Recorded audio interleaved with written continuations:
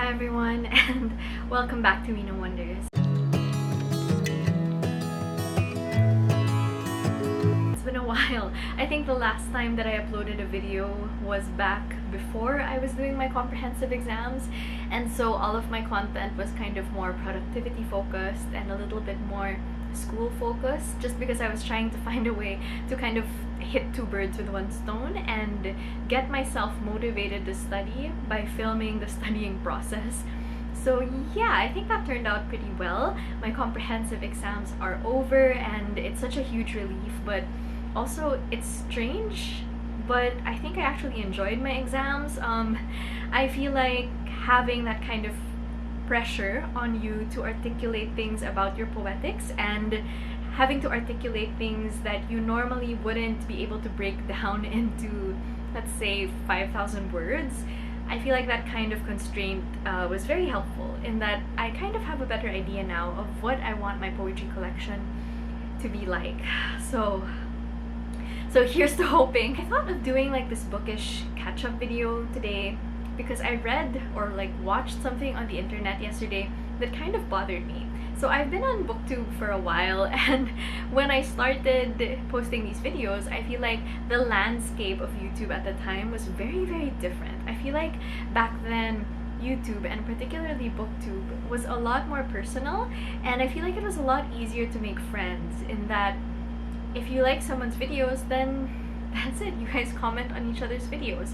But now I feel like it's a little bit more complicated. I feel like there's a lot of pressure to be entertaining, a lot of pressure to do new edits, and that's definitely something that I fell into just because I understand the appeal of it too. I enjoy watching videos that are well edited as well, but I think there's still value in videos like this where you basically just listen to someone who could be your friend from across the world or wherever talk about books and talk about life and talk about stuff. So things in the Philippines have been kind of strange lately.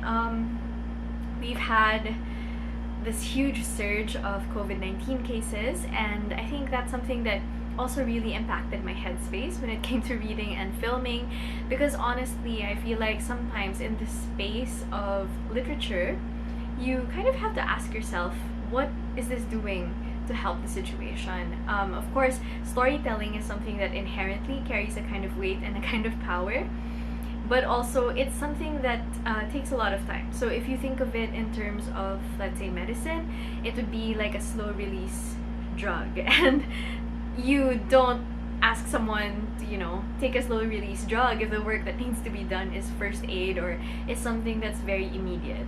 And I just felt like on my list of priorities, talking about books and talking about books in this medium that admittedly kind of favors people who have good bandwidth connection, people who are abroad, people who speak English.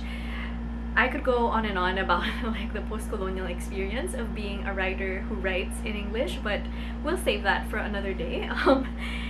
Yeah, just those things. And I guess that's to say, I've been trying to reconfigure as well what I want to do with this channel, because I do believe that there is value in it, but I also do believe that maybe there are other things that I also need to explore and other avenues of discussing books. So yeah, if you've been on this channel for a while, I'd also kind of like to know where you stand with that. Like, what are things that interest you on the internet now? What are things that have stayed the same? And what are things that you think are enriching in terms of discourse around books and literature? I definitely think that those are things that I would love to explore and that I would love to talk to people about. I feel like recently my reading has been kind of skewed toward things which examine the act of reading or the act of talking about literature, as opposed to things that are literature or are literary in themselves, which is something that I've been interested in before, but isn't exactly something that I had thought of foraying into, if that makes any sense. So yeah, that's where I'm at right now. That's my headspace, and I also thought it would be a good idea to do kind of a mini wrap-up. I can't exactly say that it's an April wrap-up because some of these books were finished like toward the tail end of March. Some of these books were finished toward the start of May.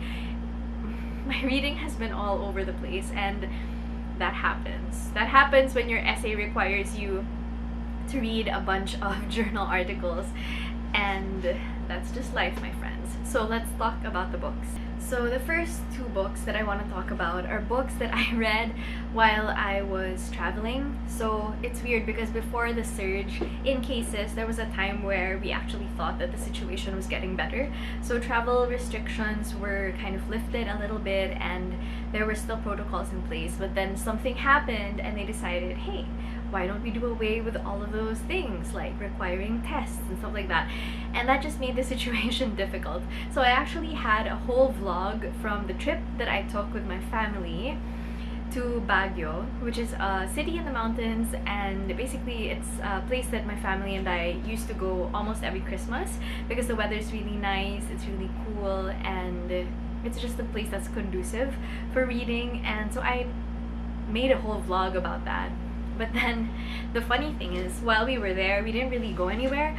We stayed at this really nice Airbnb and everything, and I was tracking my progress with reading.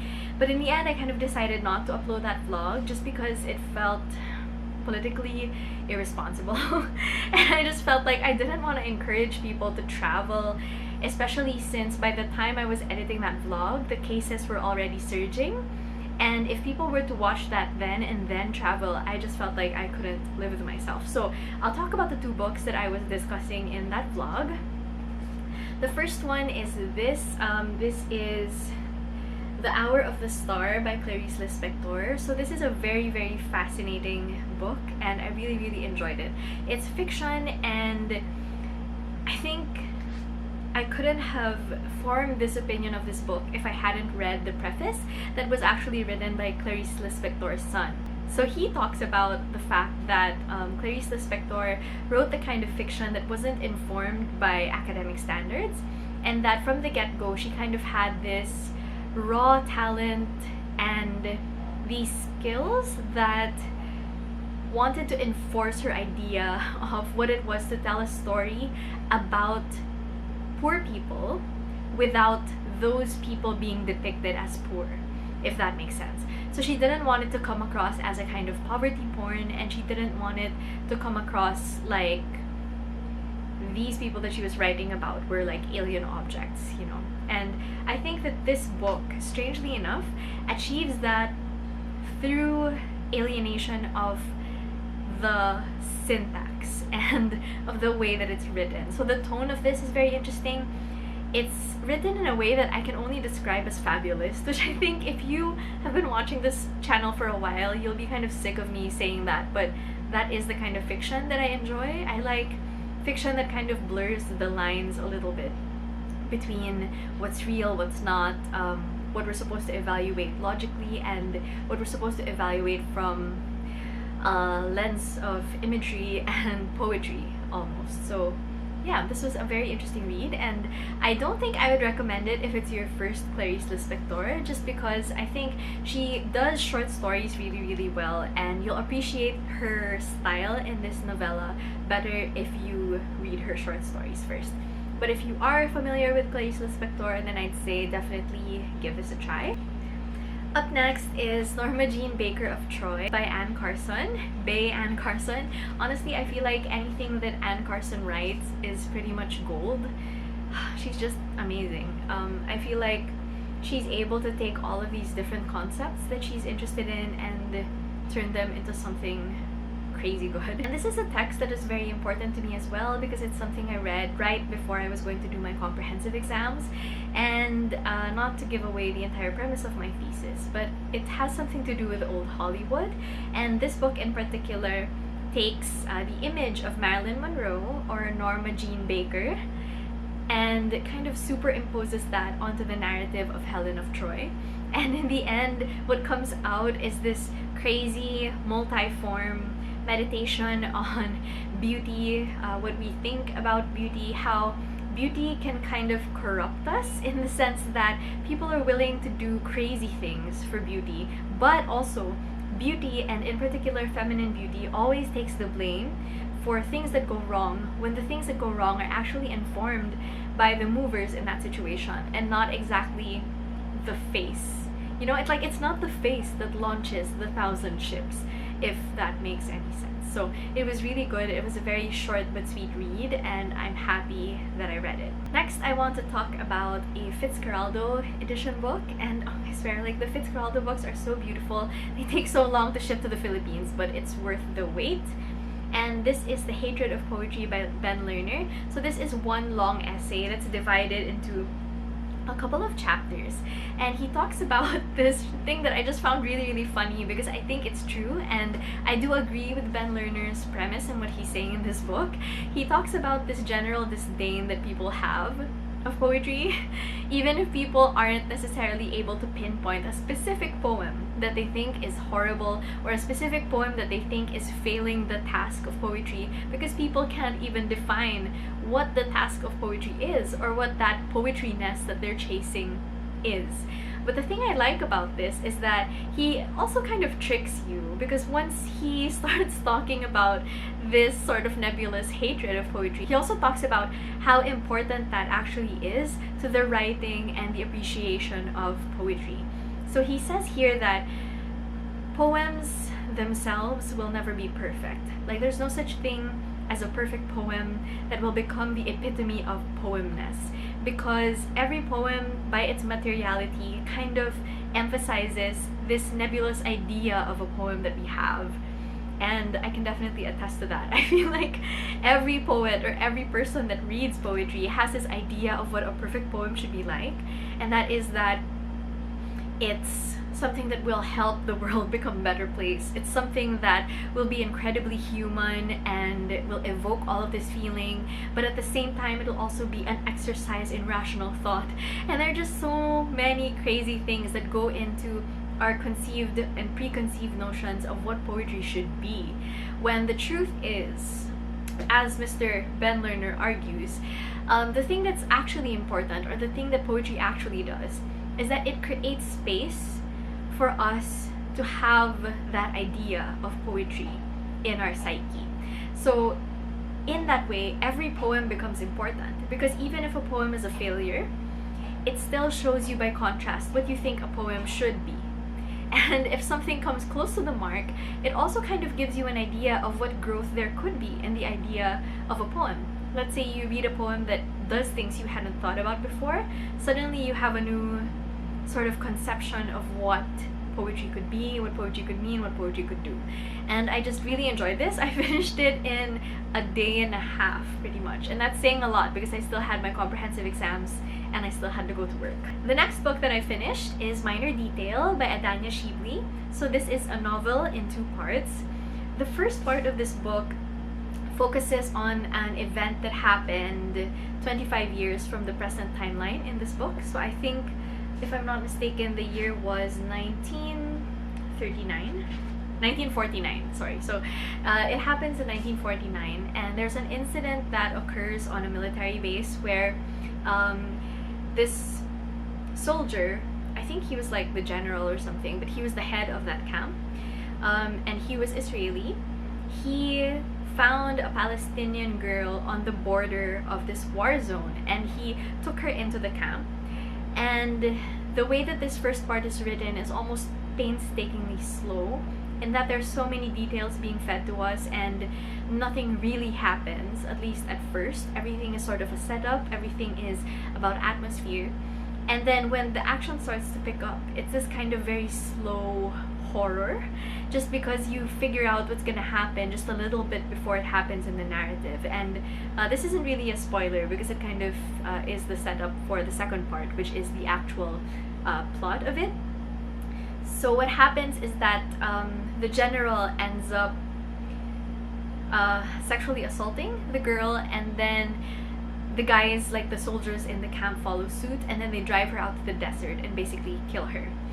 So it's a very heavy topic. I would not recommend that you read this actually if you are taking any comprehensive exams or if you're stressed. It's just that I was so captivated by the language, and it was too late to let go by the time that I figured out what was gonna happen. So yeah, and then the second part of the book, we follow this protagonist, and she's interested in the minor details of things. So she talks about how she's not so interested in the painting itself. She's interested in the fly that's kind of dried on top of the skin of the painting. And she is interested in this incident that happened in 1949 because it just so happens that that is the same date as her birthday, or the same day rather. Like not the same year, but just the same day of her birthday. And she goes on this journey, yeah, to go to that museum that has these archives and to explore a part of Israel that technically she's not allowed to be in because she is from Palestine. And it's just a beautiful exploration of how things used to be and the destruction that follows war, and how it's not just the big things that are lost whenever there's a war, but it's also the little things like being able to drive to the coast, being able to visit a museum, being able to buy a certain book, or being able to view a certain archive. And it was a very striking read for me because I really didn't know what to expect by the end of it. And I don't mean that in a bad way. It's not like I don't know what to expect, like there was no foreshadowing in this, but it was really, really arresting. I think that's one way that I can describe this book, is that it was an arresting read, and I definitely recommend it. After reading Minor Detail, I was like, why don't I just, go full on with the sort of depressing theme and pick up this book. So this is An Animal Counterfeit Scurrilous. Scurrilous? I don't know how to pronounce that word. Mark is a Filipino poet, and he's just... Mark has his way with language, and I've read a couple of his books.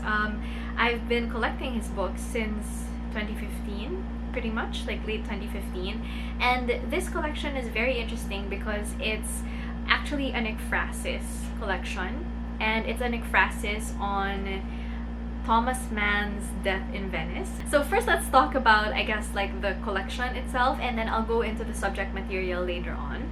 So when I first read this, I was like, wow, like this is beautiful poetry. And the thing is, I kind of expect that of Mark just because all of his poetry tends to be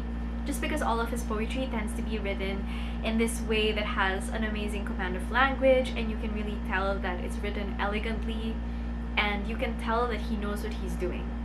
Mark can definitely kind of put together a structure, and he can work well within that structure, and it's always emotionally striking. It's just really, really beautiful. And after I read this, I read kind of his acknowledgements at the back, and I was like, oh, so this is ekphrastic work, which I think he'd mentioned before when he was posting like the promotions for this book, but which I hadn't really kind of noticed. And I didn't really know anything about Death in Venice going into it, so I googled what it was about, etc., and I found out that it was actually about this guy who is kind of a washed-up writer, and he goes to Venice and he falls in love with a 14-year-old boy. And I mean, I'm sure it was beautifully written. Lolita was beautifully written too, but at the same time I kind of found myself having my enjoyment of the poetry collection kind of hampered by the fact that it was problematizing that source material.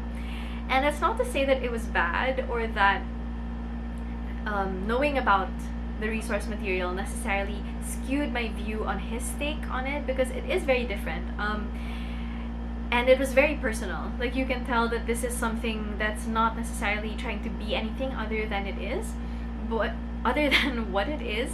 But at the same time, I also found myself kind of being irked by that, in that just because you can cite something, or just because you can write an ekphrasis about something, you also sometimes have to ask yourself if you should, if that makes sense, or if there are other sources of inspiration that you can kind of draw from. And I guess at this point in my reading life, I'm just not so interested in stories like that, like Lolita, like Death in Venice. I feel like at some point we kind of have to stop over romanticizing youth and also writers who like significantly younger kids. Like, let's be honest, that's it. And you know, I'm just so sick of this narrative also of older writers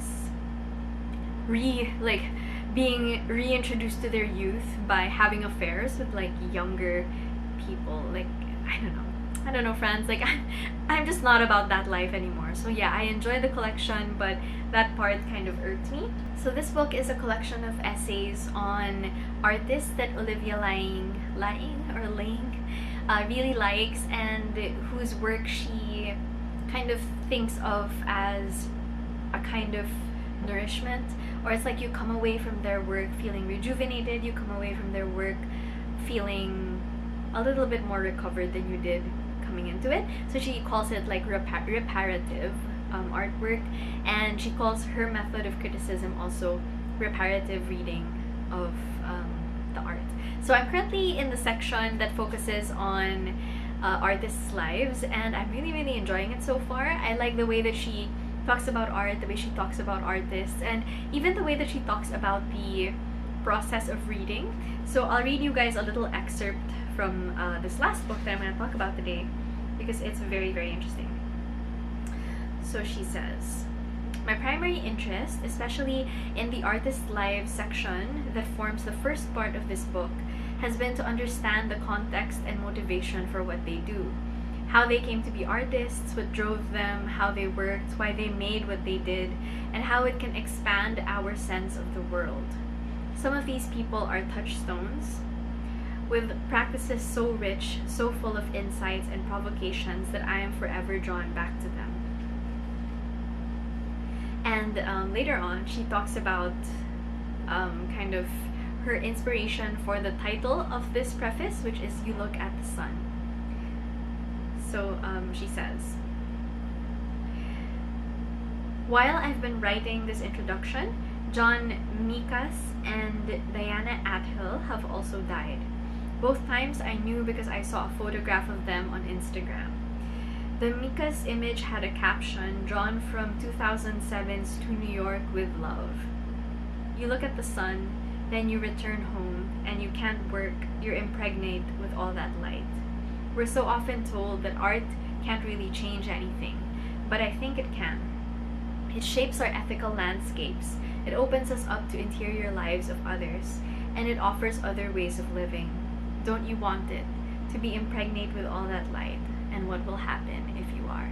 So yeah, I'll be back at the end of the month with a review on that, because I will be hopefully getting back on the ball and doing some good old book reviews for you guys, and some chatty videos that I think are fun to do.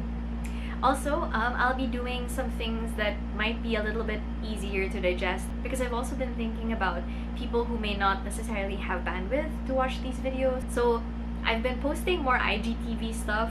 If you guys are interested in that, you can follow me on Instagram. It's just instagram.com/Weena_wonders.